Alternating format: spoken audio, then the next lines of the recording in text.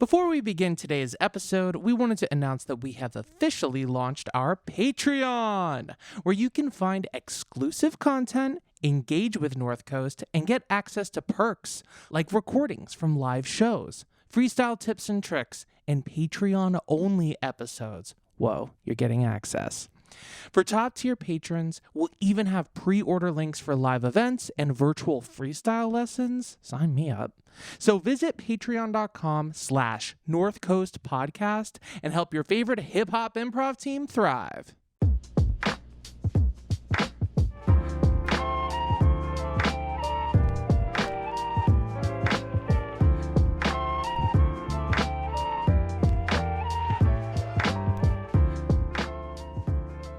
Welcome, everyone, to the North Coast Podcast, where we interview folks from the comedy and hip-hop community about their lives and then make some songs off of what we talk about.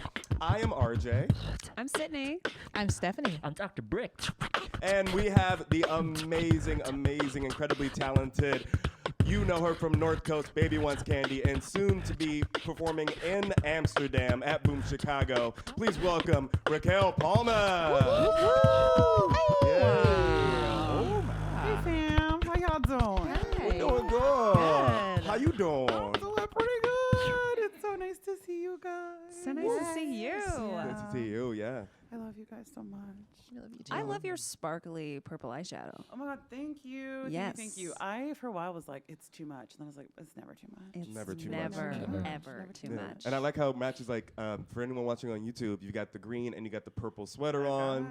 I And was so the trying to be- purple and the brown. And then we got the whole green side over here. Gang. And then the Dallas side over The here. Dallas side over here. Dallas Yep. side. We I from mean, Dallas. yeah. I was like, I have to show up and show out. This is fam. I love you guys so much. I'm so Yeah. happy to be here. Yeah. Yes. Right on. So how much longer are you here in town before you go over to the Netherlands? I think it's like maybe a week, genuinely a week. I fly out on Friday. And even saying that feels like the words have trouble coming out of my mouth. I'm like, Friday. But yes, I fly out on Friday. Right on. Starting your new reality. That's going to be so fun and Truly exciting. insane. That's yeah, good. lots of Dutch life. Yeah, in a beautiful city like Amsterdam. Like, you know, I went there the first time with you guys, and it was absolutely incredible. And the fact how long are you gonna be there? I'm gonna be there a year. A whole year? A whole year Oh my making gosh. comedy and doing the things. I feel super blessed and fortunate. I feel like it's been an insane journey to like get to go. And yeah, I just feel super like blessed to be able to have this opportunity. And then Yeah. I hope you all come visit me. Oh, for sure. Do you have time to go to other surrounding countries, cities, anything Yeah, like that? so the dream and the goal too is like that I book work. Okay, booked and blessed. Around the world and stuff, and then also that like gigs and events take us other places. But Cool. yeah, like would love to just eat a burger in Paris, like on Thursday, and then come back and like Yes. go club in Germany, in Berlin on Friday, and it's like bus, country, nether country, you know what I mean? Yes. Trains, Yeah. like Uh-huh. we're Lady Gagaing the world. We're Yes, Gagaing the world. yes. Yeah, I'm on my tour. I'm on my Euro tour. Yes. Yeah. You're on tour. Euro tour. Your art popping the world, chromaticing the world. Yeah. Eating a burger in Paris. What a goal. I love it. Yeah, that's what they're famous for, right? Their You're burger. like, no French food, just burger. Yeah. Burger. Yeah. So I think we know, but for folks listening who are like Amsterdam, boom, Chicago, what does Chicago and Amsterdam have to do with each other? Yeah, for Can sure. you give us a quick rundown of what you're going to be doing? Yeah, for sure. So I think it's something like 27 years ago, but don't math on my math. And don't years on my years. The founders of Boom Chicago came to Amsterdam and were like, oh my God, there needs to be improv here. This is such a transient and beautiful city of multicultures. There needs to be comedy here. And they were like in their early 20s and decided, you know what, we're going to bring improv from Chicago to the Netherlands. And then they brought their friends, and everybody was like, this is a crazy idea. This is never going to work. Now, like, you know, almost 30 years later, they are still there doing it strong and have hosted such incredible comedic talents like Jason Sudeikis and Seth Meyers and Amber Ruffin and Jordan Peele and Right. all these incredible people, Tarek Davis, you know, and Ian Owens, and just like amazing folks that I've had the pleasure of actually like working with previously, but never in my life was I was like, oh, one day, yes, I'd love to be at Boom Chicago. And so yeah, I don't know. It's always been just like a dream to be able to perform internationally and then also just get paid to do comedy like Paid to do it. Yeah, that's the goal. Wow. Now it's boom, Raquel. Okay, yeah. Yeah. Okay, yeah. I've been plotting though. Honestly, I've been plotting to take over the theater for years. No, I've been plotting to get there, and like mentally, I feel like North Coast. The reason I keep being like, I love you guys so much, is because North Coast was like such an important and influential part in me like believing and seeing myself in a vision to like make improv and performing internationally a reality. And yeah, and the first time I was able to perform at Boom was with North Coast. Yeah. And so it was just like this special, and RJ was there. The last summer. Yeah. Oh, that was the first time. That was Oh, the wow. first Same here. time. Same here. Yeah. Well, yeah, in 2020, I went, in 2020, North Coast went to London. Do you remember that moment as well? Yeah, it was a wild time because it was March of 2020. Yeah. Oh, I Right see. the weekend before the Really, Lions. just truly the time. There was Honestly, we had perfect timing. Panty? Yeah, our comedic timing was spot on. Yeah. And so we got there, and the plan for me at the time, I was like, okay, yes, this is my time. We're tangenting, but in 2018, I had gone to Australia with Baby Wants Candy, and then met a few people who like were talking about Boom Chicago, and I was like, okay, that's my next goal. I was like, what's the next comedic goal for me? And I was like, I want to go to Boom Chicago. And so in 2020, when North Coast went to London, I was like, I'm going to extend my trip and I'm going to go to Boom Chicago. They're going to meet me. They're going to fall in love with me. And I'm going to book. And they're going to be like, oh my God, where have you been all our lives? And so that obviously did not happen. Like literally, my parents were like, what are you doing? Go home. Like, But it's a good thing it didn't happen, because then your contract would have like had to end, and then you would have had to come back, and then That's fair. Or I would have a sick memoir and a lot of money right now, and I'm okay, heartbroken. yeah, Like, that does make truly sense. heartbroken. But also, yeah, I don't know. I think it was just like patience is a virtue kind of thing. So I'm like, oh wow, like 3 years later, I am still going to Boom Chicago because I really have always wanted to. And again, like, I'm so grateful to North Coast because I feel like that was like. Also, I started being like, okay, so how can I like actually be here for real though, you guys? Yeah. Like I want to be here. And then, yeah, it just kind of was kind of serendipitous that like, they were like, oh, we don't have any openings. And then like 3 months later, they were kind of like, send me your CV and like anything you've worked on. And like, we're, looking for folks if you're interested. And I was like, I've been interested for the past 5 years. It's like play I've been cool, play praying about- cool. Yeah, I was like, I've Yeah. been thinking about this forever. It's like, I've been keeping tabs on you. You type that in the email, and then you just space everything. Thanks so much. Let me know if you need anything else. trying to pretend. Yeah. I'm like, I don't know. I'll think about it. I'll consider it. Yeah. Feign the non-interest so that it's just a little bit make them want more. Make them want Yeah. I'm chill. I'm cool. Yeah, I'm chill.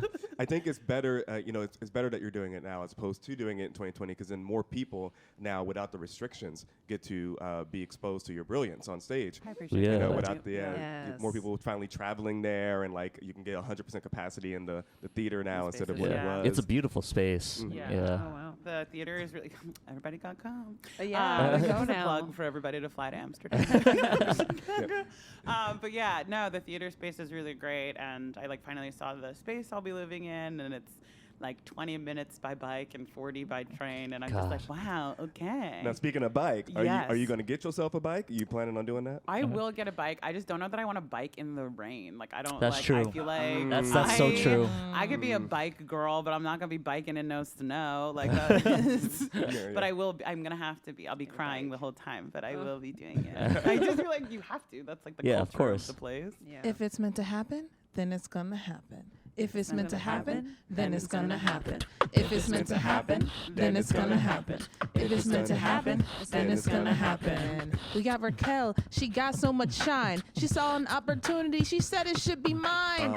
This is where it happens. This is in the room. She had to wait a little bit, but now she's going to boom. If it's meant to happen, then it's gonna happen. If it's meant to happen, then it's gonna happen. If it's meant to happen, then it's gonna happen. If it's meant to happen, then it's gonna happen. Sat in my room, yeah, that's what I did. Prayed to the world, then came COVID. Fucked it all up, did it again. Said, I want to be making comedy with all my friends. Now I'm trying to make the money, trying to spit all them bars, trying to go to Amsterdam in canals and the bars, trying to make friends and make people laugh, trying to hang with Amber Ruffin and Tyreek Davis. Hey, if it's meant to happen, then it's gonna happen. If it's meant to happen, then it's gonna happen. If it's meant to happen, then it's gonna happen. Hey, If it's meant to happen, then it's gonna happen. Gonna get on a bike, not in the rain. Gonna ride smooth, no pain. Taking it on in the bike lanes. Yeah, you know I'm loving it. I will not complain. Gonna make people laugh. All the tourists, everyone that lives there. It's the purest. Raquel, there, killing it. Raquel Palmas is the shit. Cause If it's meant to happen, then it's gonna happen. If it's meant to happen, then it's gonna happen. If it's meant to happen, then it's gonna happen. If it's meant to happen, then it's gonna happen. She said the math. Hey, but she's on her way on that path. Hey, she's gonna go to Boom and she's gonna make you laugh. That's right. I hope though you take a bath. Are you gonna shower before you leave? You know, I'm just getting a little breeze, but I'm so happy for you to be over there killing it like a free bee. If it's meant to happen, Then it's gonna happen. If it's meant to happen, then it's gonna happen. You stink it. If it's meant to happen, then it's gonna happen. You take it. If it's meant to happen, then it's gonna happen. Ass. Wash your ass.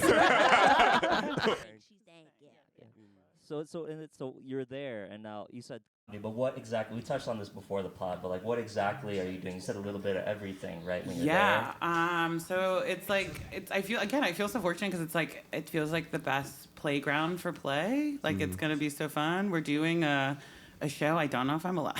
I don't know if it's yet been released what the show is about, but I'll tell you all another time. Come find me on Instagram. No, but yeah, we're doing a few shows. There's one scripted show. It follows a structure very much out of Chicago that they had where it's like, well, there's one scripted sketch show, and then there's improv, and then there's a bunch of different shows we do, like Sunday Night Live and like not shot for shot. That's the Tank Armory show. Shot of improv? I just got hired. I know what I do. I make shit up. Yeah, so it's a bunch of shows, but like 6 or 7 times a week I'll be performing and then teaching. Hopefully twice a week. Yeah, I'm gonna be comedy soul. I've been telling everyone, you're just gonna like see my arms. It's gonna be like ha. Yeah. Ha. It's gonna be like rock hard comedy. Cackle. Yeah. Once you get on stage, the just like rip my shirt off. Yeah. Like fully comedy soul. You is were the goal. actually my first like introduction to North Coast was I was just looking for something fun to do because I was feeling a little burnt out, and I took your like all women and non-binary workshop, and I was like, oh my gosh, I love this, and then inspired me to like take a North Coast class. So you were my introduction to North Coast. Thank you so much. Yeah, it was so much fun. That weekend was so much fun. Yeah, I dream of that vibe forever. Yeah. And then ironically and interestingly, my great-grandfather is Dutch Guyanese or like Surinamese, so I'm hoping to also connect with like the Black community out there and see what. Isn't that? It's a little bit like it's a little bit folkloric. Like my grandmother, the first time we went in July was like. I was like, oh, I'm going to Amsterdam. She goes, you must go to The Hague. And I was like, what? And it was like my grandmother sending me like on this like epic quest. And I was like, what the Hague? I was like, this woman don't know what she's talking about. Like, what the fuck is that?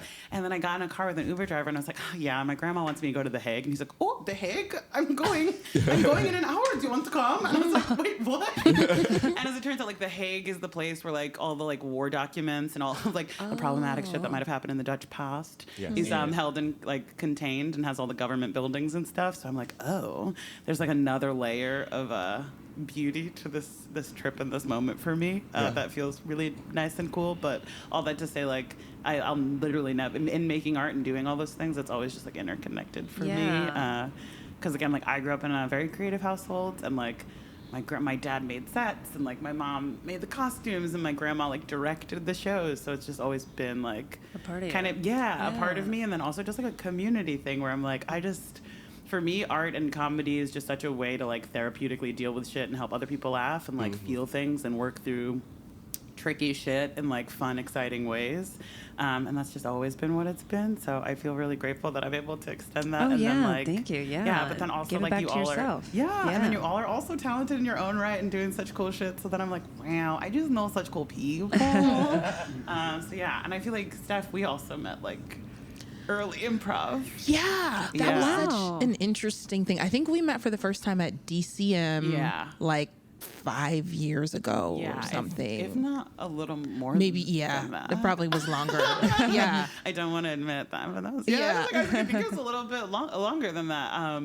I was doing improv with an all-black group called King Zebra. Like that was around the time of my Mama's Biscuits as well, and Mama's RJ was Biscuits. Also on that team. So again, the waves of how this has all transpired and grown up is like so cute and beautiful. But yeah, we're an all-black improv team, and that's where I had met Steph for the first time at DCM, and it was just this like really magical time of being really young and dumb in New York.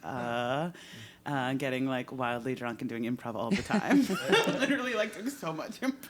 I am terrified of doing improv drunk. Oh, I've never done improv drunk, but I just mean like the aftermath of partying. Yeah. I cannot perform with any sort of inebriation. I never understand how anyone can do it, like, because it's not fun. You can't like, for me, you can't be connected to your art if you're inebriated while you're performing. It sucks the fun out of what is the like, not therapy, but what is the like, is the art and the finding the connections and breathing and being in your body and in yourself and in your craft. So there's no way to like connect if you're like, I'm so stoned though. I'd never understand like people who can do that. I'm like, shouts out y'all. I mean, drunk Sydney, she's having a ball, but I get too crazy. Like I cuss way too much. I'm like, every scene will be about Beyonce. Like I'll just be like, so it's just she wouldn't be a fun improv partner. She would be having fun, but she would be the only person having fun. I just think I get like stuck in my own head. I'm very much in my own sunken place if I'm right.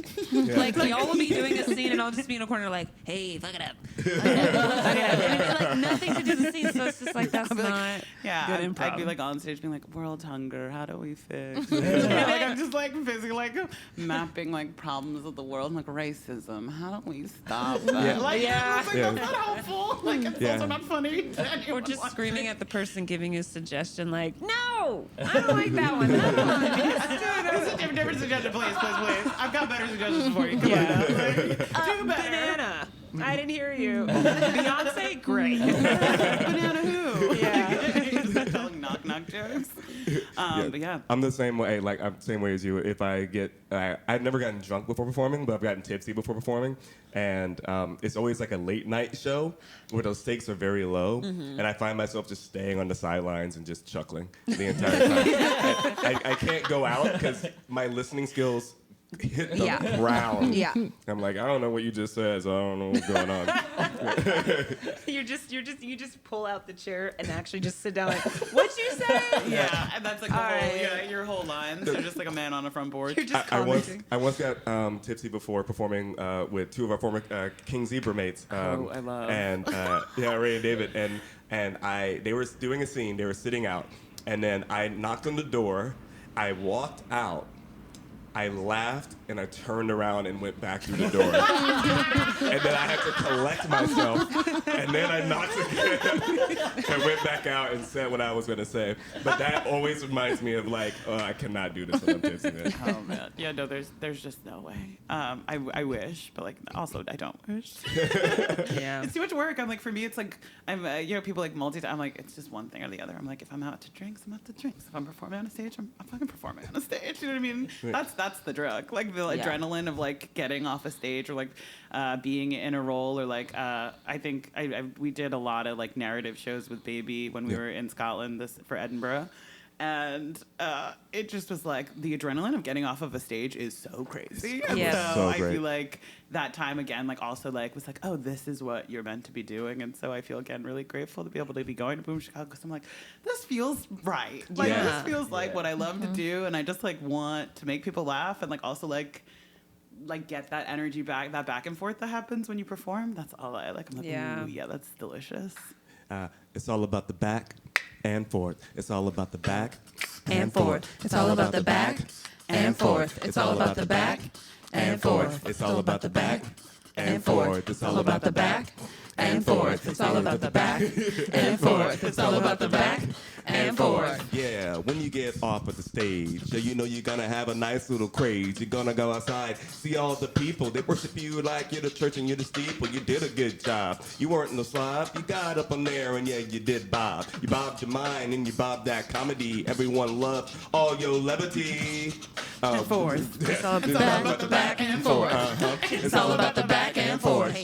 It's all about the back and forth. Yeah, when you feel the forest, the audience coming and they clapping the chorus, they're gonna give you a standing ovation because you making them laugh like a laughing sensation. Oh my gosh, she got the bars. And honestly, yes, driving fancy cars because I got fancy fans that give me lots of shit. And honestly, I'm so cool and I got a massive tip. And forth, it's all about the back. And forth, it's all about the back. And forth, it's all about the back. And forth. Ooh, you know I need that drinky. I don't want a thinky. That's right, after a show. Ooh, I'm going to the bar, that's where I'm gonna go. But I love to chit-chat with friends. Hey, we're gonna drink to the end until they kick us out. Aw, nah. But that's okay, I'm not gonna pout because it's all about the back. And forth, it's all about the back. And forth, it's all about the back. And forth, it's all about the back. And forth. We got the back and forth like Aaliyah. They on stage. They came to see ya. Yeah, when I'm out there, they feeling me. Cause I'm bringing all that comedic energy. I can't do improv drunk. Cause I think if I didn't thunk, I would probably get canceled. Get up there with your band, so it's all about the back. And forth. It's all about the back. And forth. It's all about the back. Canceled. And forth. It's all about the back. And forth. It's like my imaginary. I was like back and forth. I don't know. That's funny, getting canceled at a show. Now I want to 1,000%. Yeah. 1,000%. I am filtering myself just enough. If you don't mind improv and being drunk, I am never invited to anything ever again. Oh, I feel you. I think I feel like drunks tend to be like, all the white people over here, all the Caucasians to the back. Listen. And they would be like, okay, yeah, it's Black History Month. I'll go to the back of the theater. Suddenly, I was like, "Who am I doing this for? I'm doing it for myself. So if you don't laugh, it's not about you. It's for the 3 black people in the room." Yeah. And back at Fringe, people would yell names for like Hamilton to try to get us canceled, like Jimmy Savile or Hitler or whatever. We're like, nope, We're like, we're not falling for that. it's like the most toxic people. I was like, we're not doing a show about that. we're not I have doing no that. desire to see that show. But I love getting if there's like 1, 2, or 3 black people in an audience and getting like their laugh, and then like I'll break the fourth wall in a second. Like, I'm so glad you enjoyed. For you. Or just like a point. Yes, connection. That's Do for a little you. fist. Yeah. That's for you. Yeah. There is nothing like hitting a callback an audience member put in a show or like gave us a suggestion that didn't get picked. Yes. And then it's like the one laugh that is Yeah. for that person. Yeah. They're like, oh my God, they remembered. Yes. What is one of me. your one laugh moments that comes to mind? Or just like a line that was like, you were like, oh, this is for me and the one person that is going to get it. It's going to be one, and that's who it's for. Oh, that's a good I think question. we all Honestly, probably have one of those. That's a good question. Honestly, I would say like I think most recently the shows that I can like vividly remember or think back to are when I like pro-tagged in Edinburgh, and there's 2 people. There was one show that I did about he who shall not be named, who might have a cardinal direction last name. And, Cardinal direction. It's all right. Take that for what you will. And Got it. I played that man. Oh. and Yeah. honestly, I crushed. Like I won't lie. It was I great. You killed it. I played that man, and like I love that man's music, and so there were just like references and references and references. Oh my to God, I songs. just got Okay, it. And so I was like referencing songs, and I was like, this is for the literal 2 people who like know the discography. And similarly, I got to play Beyonce, which was like obviously as a fellow Virgo, Yes, it's just yes. like mwah, mwah, mwah, If a it's dream. gonna be somebody. Right. If you want to go somewhere, I don't know what it was like. If you want to be somebody, if you want to, anyway. Yeah, no, we got it. Attention. Thank Yeah. you. Okay. Yeah. Anyway. Sorry. But yeah, I got to play Beyonce, and again, that was like. There were a few lines where I was like, "This is off of these albums that only 3 people in this room have listened to," and so like these references that I'm making like are for y'all. They're they're the deep cuts for the real fans, and like everyone else can fuck off. Yeah. I feel you on that. What about you, RJ? Oh, I'm sure I've done some lines in the past about wrestling where like I was about to say that. Yeah. Because I'm the one laugh. He pulls up a nice lily pad into like a wrestler's like finishing move or like their actual name, and I'm like, ha! I got it from this. But everybody's like, what? Yeah, and no one else gets it except for like Brick or like one other person in the audience who's like, and then wrestling fans were all kind of like, we don't know if we should expose ourselves. So even if they are in the audience and they connect, they might not laugh. They'll just probably be like, They know. Yeah. What about you? Ooh, okay, so there's this joke I make when I do an AOC impression where she says like, she comments on how white people don't wash below their knees, and the audience was silent because it was an all-white audience, and you could tell like, oh, we found the people who are not washing below their knees. They're like, I feel attacked. Yeah, so I'm going through the impression. The water just drips down there. Why would you need the water? Trickle down shower. Yeah. Reagan set it up. Right, just gravity does the rest. That's great. And they didn't get it, so I was like, oh, let me riff so they can like understand. And as AOC, I was like, all right, who's a rag family? Like, who are people who use a rag? And like one black person was like, ha! And everybody else in the room did not know what I was talking about. I don't think they know what a rag is or a bar of soap, and that's okay because I'm just trying to be positive. But you can tell that this group of people, like, okay, I'll just do it. I'll do the AOC thing real quick. All I do every day is explain logical information to older white people every day. White people, you have to wash your body below your knees. You cannot just let the water trickle down. This is not Reaganomics. So people usually, okay, I understand what she's doing by then, but everyone was just like, and I didn't know if they were like not laughing at the Reaganomics part or the water part, but then I was like, okay, who uses a rag? Like, who's a rag family? Who grew up with like your dad gave you a rag and then you went into the restroom, and they were just like, I don't know what you're talking about. My dad never gave me That's a my rag. moment. Yeah. Yeah. What is this that? secret black code? Yeah. Does that stand for something? Yeah. Reparations are great. I know. Oh, yeah. That's a trip. Steph, you have something? Yeah, I have a bit in one of my stand-up routines where I talk about coming to Black culture sort of later in life, and recently discovering that no cap is not what I'm supposed to tell Chris Evans for choking me too hard during sex. And there's always like two nerds in the back like, we get it. And I'm like, that was for you. That's for you. Yeah. That's fun. Yeah. Break anything on your end? I don't know. I mean, when I do like North Coast shows and like I do the opening, I do the, like, oh, get ready, I hype everybody for North Coast. Before I used to do before it was like what it is now. Like if anybody's ever seen the show, it's pretty hype. It's pretty cool. Yeah. But before, like my very first North Coast show, I did like a thing that I would purely do for like beatbox battles, and that doesn't usually translate well. Yeah. And like I did it, and there were like crickets, and then I forgot who, Doug or somebody was like, all right, give it up for Dr. Brick, and I was like, oh yeah, that was kind of cool. I'm not gonna do it now because like it's not gonna translate well here either. Yeah. But like it was just slowly a learning process to realize like, oh, like people gotta warm up to this before they pick up what I'm throwing down. You know what I mean? Like you said, like people gotta know. If they don't know, then it's whatever. But like that's what you do with like open mics, or that's why you keep doing shows to make sure that you like all your shit hits. And different Right. people too. Like it's like, okay. I also think there is some sort of like luxury you can take on some of them to be like, and that was for me and that woman right there. Right. Thank you all. and being aware of that. Yeah. And that moment was just for the two of us. Thank you. Yeah, because my goal with like the one woman show that I do is that I would love to do it in front of an all Black audience once, because I know the laughs will be different, everything will be different, and right now it's kind of a mixed crowd, which is totally fine. I'm just happy for any audience, but it's very interesting to see when different people laugh, and like I learned so much every single show, because it's like, oh yeah, they did not get that. Okay, do I want them to get it? Do I care if they get it? Right. Or am I purposefully, that's not for them, and that's for the 3 or 50 or whoever Black people that are in the audience, and it's like fun.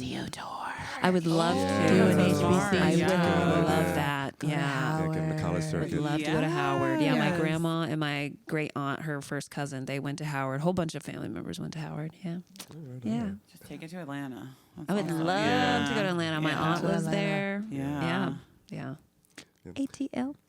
Georgia. On this thought of doing things for yourself and doing things for the audience, I would love to hear your perspective on the tension of balancing here's what I want to do and here's what I know the audience wants from me. Yeah. Not just for your upcoming stuff, but just your artistic vision in general and like bigger picture. How do you balance those and Light success? little questions. Thank you so Right. Question. Wow. Just like, I love wow, it. incredible. Such a good question. Yeah, no, I think it's a great thing to think about. I think it's something that we navigate as comedians all the time, just being like how much of my own like personal life I am balancing between like what I'm giving to an audience and like what I know. And I think especially as improvisers, or for myself anyway, I'm like always pulling from world knowledge and trying to be like, what appeases the audience the most in some senses, or like have been in the past.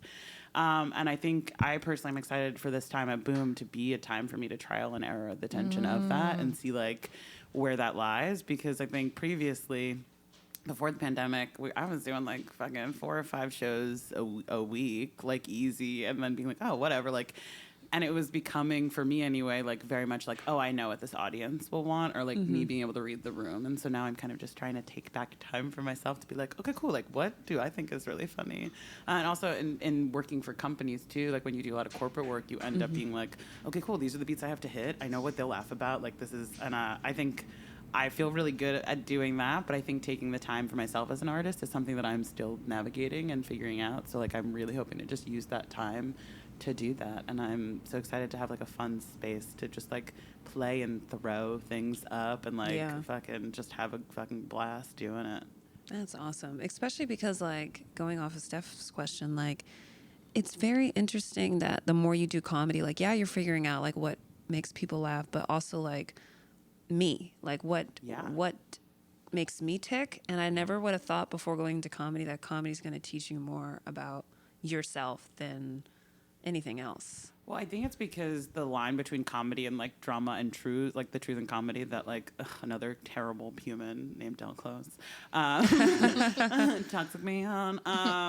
But you know, there's truth in comedy, and I think that like that's also what people want to see. And so like also when you're doing comedy in other places that don't have, let's say, the same language or like a common culture, so to speak, it's like still humanity, and it's still like emotional realities that drive things. And so being able to reflect on your own emotional reality while also like poking fun at it, or like being like, oh, why we do these things, is also just, again, healing, reflective, therapeutic, and gorgeous. Yeah. What about that? What about you, RJ? How do you balance trying to be a wrestler and an improviser? Wrestler. Well, you know, after I'm done training for 2 hours every day, taking bumps and running the ropes, you know. Taking bumps, not a drugs. Oh no! Oh yeah, sorry, that's like a wrestling term. I know. I don't know. You don't know wrestling? It's just hitting the ground. That's all. Just hitting the ground. okay. That's all it is. Yeah, and then you know, if I did have a wrestling gimmick, I've thought about it. I want to like. I've made a lot of growth in my like embracing my height over my adult life. Okay. And so like I want to be something like the short king. You know, that's like a phrase, but like make that like my gimmick. You know, like the short king, and like come out with like and just like be like gangster as fuck, like be as hard as fuck, and just be like and like make my moveset just all moves that a short person can do. You know, they don't have to be like super tall or super strong, that type of thing. It's like is your like nemesis like putting things on the top shelf? Yeah. So that's just, the whole match is just me trying to like, here we go. Yeah. And figuring out ingenious ways, MacGrubering it up there. It's just dusty as hell up there. You ain't missing much. It's just dusty. Yeah, you got the height. Y'all got the height. Yeah. We can tag team, and I'll call you in a different Yeah. I've never considered you short though. I think everyone who's sitting in this circle has big energy. We were talking about this literally yesterday. Yeah. After seeing the black version, which was incredible, it's all black improv with some side coaching, and it was just like gorgeous and so fun. But yeah, I was like, wow, everybody in this room has tall energy. Yeah. I love it. The confidence and the energy for the performing and the confidence, I love that. Yeah. And then going off of a point that was just made about like finding comedy in your own comedic voice, I also find it really cool when I'm performing with the group of people, like when we were in Fringe or with North Coast, performing with the same people over and over again in front of different audiences, and like not just learning more about your own comedic interests, but like the comedic interests of your friends. And like, I feel like that's always my goal, is to go out there and make the people on stage laugh first, and then make the audience laugh, because then the audience will laugh if they know we're having fun up on stage. And I really, really love that. I love to break on stage because I know people are like, have that mindset of trying to make each other laugh. I think also too, now thinking about it, I'm like, for me, I also just feel like I tend to like play very grounded on stage, and I'm very excited to like fuck with the equilibrium of that. Because I do think that like, again, I'm just like, just excited to have more opportunities to play. I feel like we're also just in an interesting improv space in New York in general, with like where the culture of improv is and like where it was before, and like with theater shutting down and opening up and like spaces moving. So again, I'm just excited to play. I'm very excited. Also, that's probably, you said it so eloquently, but I love finding more joy in the people that I perform with. Like when you're like, oh my God, look at her glow. Like, oh my God. Like, or starting off with a group and then seeing more and more of people. Yeah. Because I think we're so in our heads that we don't see it, but others see it. And you're like, when y'all go off at North Coast, like I look at y'all and I'm like, oh my God. like the tall energy we were just talking about. Like I've seen you get 60 feet tall on stage, and it's like, wow, look at him go. Like I just wanted to like sit in the audience and be like, if y'all don't fucking clap, y'all gotta clap. Like, did you see that? Yeah. That's how I look at other people, and I love like performing with people because I get to watch other people just like kill it, and you're just like, oh, I got to witness that. Yeah. For sure, that's important. Making other people shine. It feels so good. Yeah, that's a hook. But what were you about to say? That can be a hook first. No, you do your thing. Okay, so I was gonna add on that thought of, feeling good to make people shine. I'm gonna expand on this, but you give me big belongs on TV vibes. Wow, so love that for me so yes. much. Like, wow, let's talk about it. Where my agent at? Right. Do you have like? I would love to hear your like 30-second. This is my show pitch, if you have one. Wow. And also, so this is gonna be but like. I like also am like, LOL, nobody's still listening. Oh, true. Working on it for years. So instead of like your show, like I'll give you like the genre and the idea of like what kind of stuff I want to be writing and working on. And like, what is the? I want us also to pitch Raquel, like to the world. God, Like, what is the pitch of like? I want to love shower you a little bit before you leave the country. We do. So, do you want to go first or you want to go last? Wow. I don't know. That was a full sentence. Do I want to go? Okay. Am I pitching myself or am I pitching the show that I like? What am I pitching? Both. You're pitching yourself.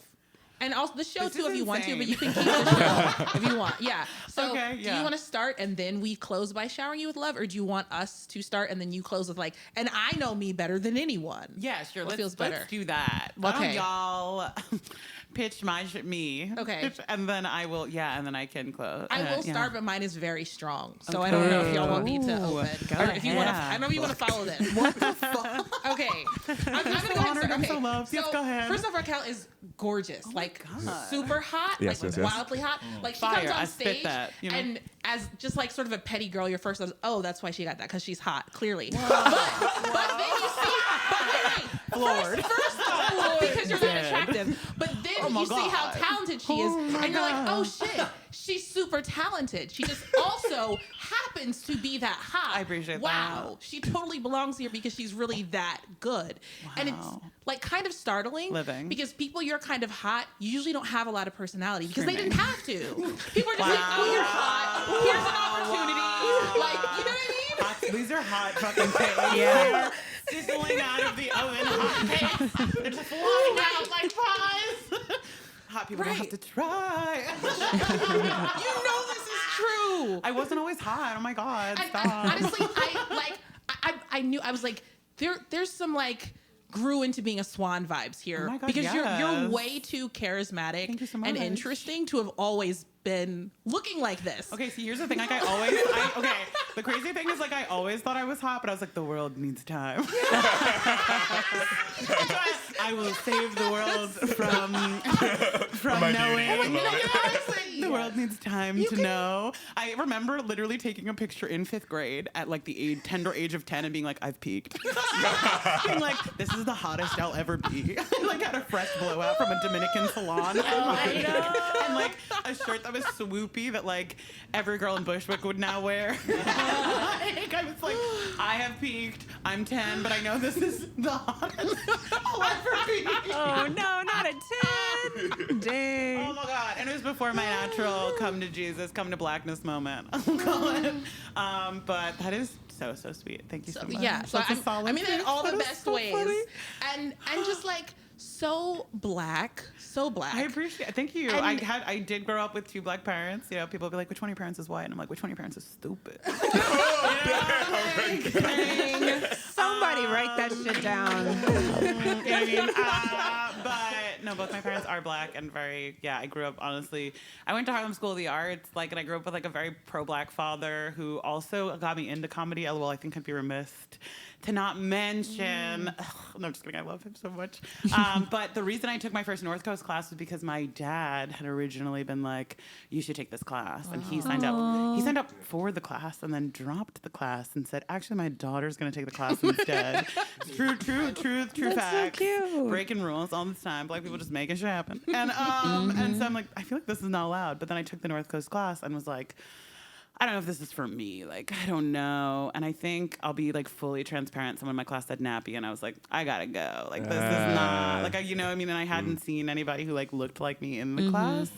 But freestyling and like all the music stuff and being hot. Like, what's funny about you saying back to being hot? What's Back so to funny being about 10. that? What's so funny, man, back to being 10 and peaking. What's crazy about that is I would just sit in my room and write songs about unrequited love and boys. Like I had this like deep understanding for whatever reason about like, you know, I probably inherited it from people's, but I had this deep understanding of being like unattractive and yikes.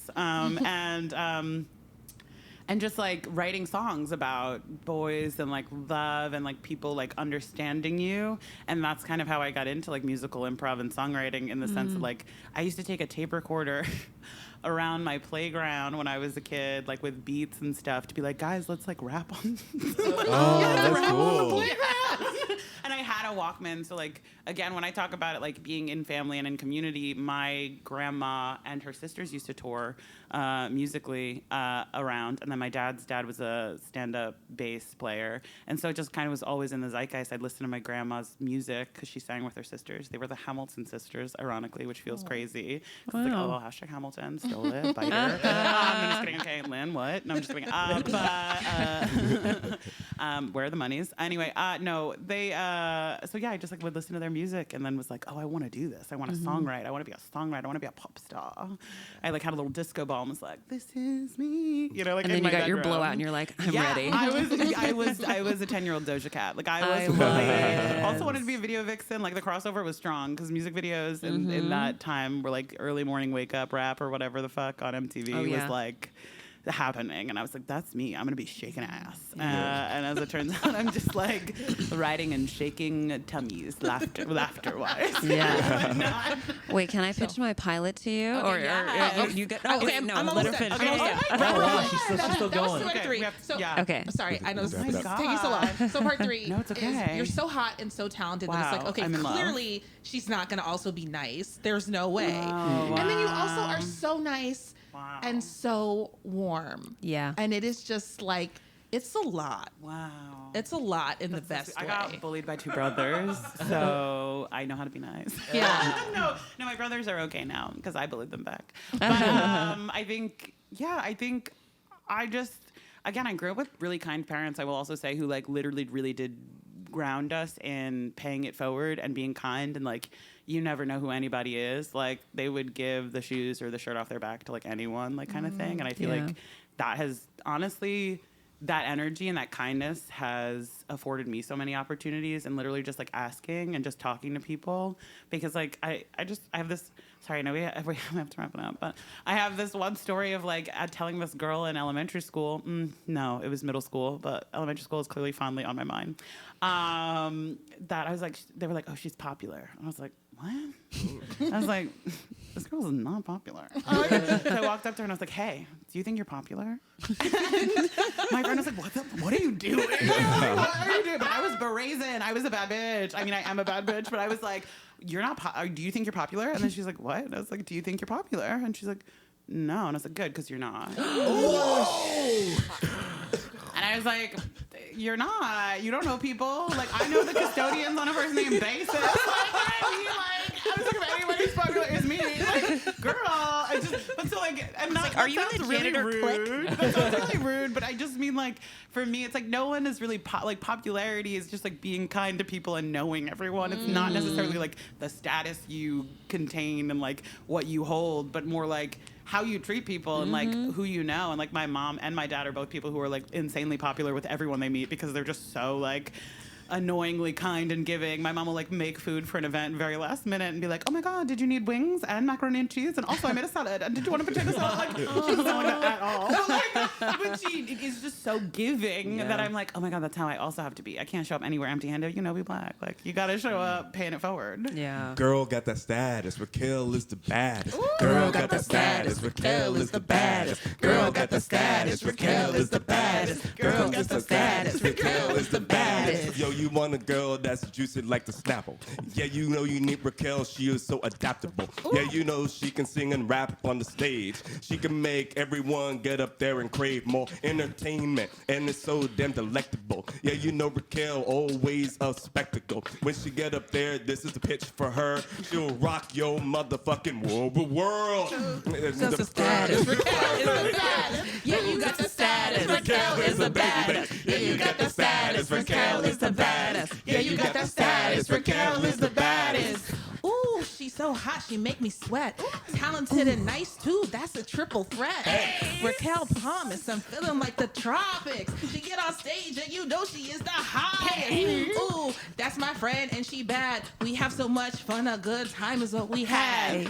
I'm so glad that she's here with us, but I know she is going on to do big things, trust. Yeah, she got the status, Raquel is the baddest. Yeah, she got the status, Raquel is the baddest. Yeah, she got the status, Raquel is the baddest. If you got the status, Raquel is the baddest.